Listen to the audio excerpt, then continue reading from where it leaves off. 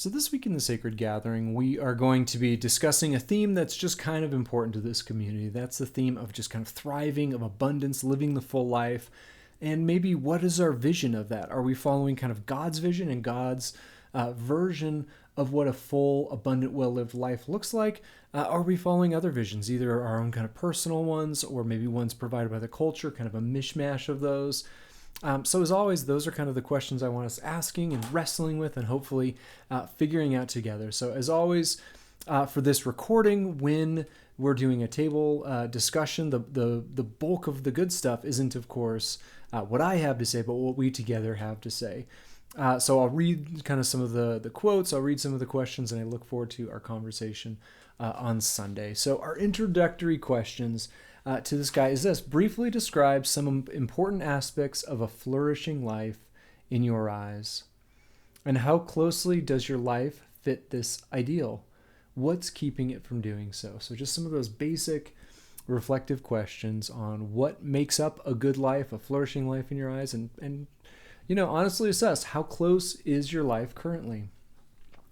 The first quote we're going to be looking at comes out of Genesis chapter 31.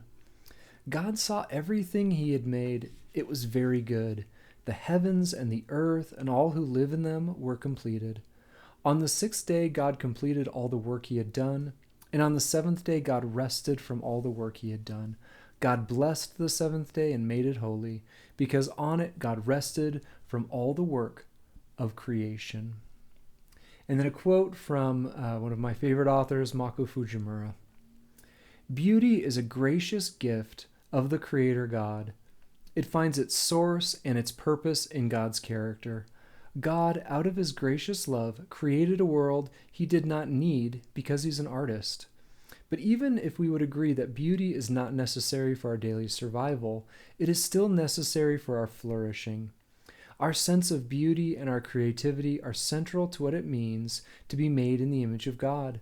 The satisfaction and beauty we feel is connected deeply with our reflection of God's character to create and value gratuity. It is part of our human nature. That is why our soul hungers for beauty. But if beauty is food for the soul, we can also think in terms of the many things we are still learning about the interaction between food choices and the health of body, mind, and spirit. When we're busy or distracted, it's easy to fall back onto eating overly processed convenience foods. Their empty calories do little to strengthen our bodies and may indeed create unhealthy appetites or increase our vulnerability to clinical depression. Similarly, when feeding our souls, we dare not substitute surface attraction, that which is effortlessly appreciated and soon exhausted of virtue, for true beauty. Instead, we need to cultivate an appetite for the best soul food, whole and unprocessed, requiring time to absorb and digest. So here's the question. I would argue that God is resting on the seventh day of creation, not because he needed refreshment after all the hard work, but rather to enjoy his new creation. Why are beauty, rest, and enjoyment important for us spiritually? What are things, places, or people that you find deeply beautiful? Do you regularly absorb and digest them? Why or why not? Do you see any areas or habits that are probably junk food rather than soul food in your life, especially spiritually? Next quote comes from Isaiah chapter 61. The Lord God's Spirit is upon me, because the Lord has anointed me. He has sent me to bring good news to the poor, to bind up the brokenhearted, to proclaim release for captives and liberation for prisoners, to proclaim the year of the Lord's favor and a day of vindication for our God, to comfort all who mourn, to provide for Zion's mourners, to give them a crown of beauty in place of ashes, oil of joy in place of mourning, a mantle of praise in place of discouragement. They will be called oaks of righteousness, planted by the Lord to glorify himself. They will rebuild ancient ruins. They will restore formerly deserted places. They will renew ruined cities, places deserted in generations past.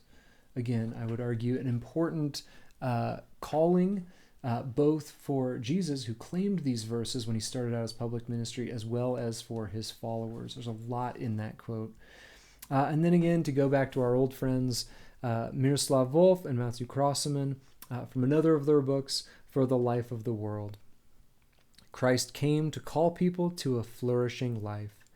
Guided by God's kind of love and empowered by God's Spirit, all of us are called to flourish fully in the world become God's home, and partially on the journey there, rejoicing even while having to mourn, accepting lack willingly so that the needs of others can be satisfied, leading lives of courage and integrity as we struggle against the evils of this age, trusting and loving God, participating in God's mission in the world, and in all this, growing into our own human fullness.